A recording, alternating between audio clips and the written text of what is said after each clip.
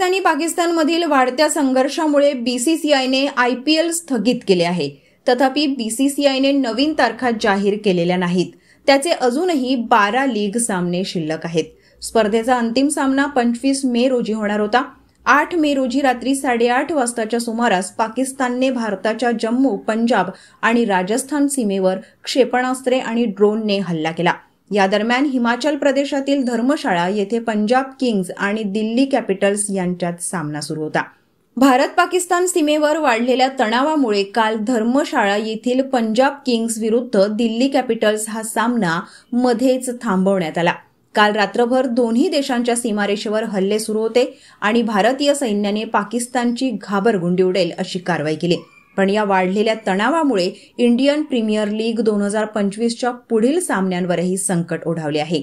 IPL 2025 मध्ये सहभागी असलेल्या परदेशी खेळाडूंना लवकरात लवकर त्यांच्या घरी जायचं आहे.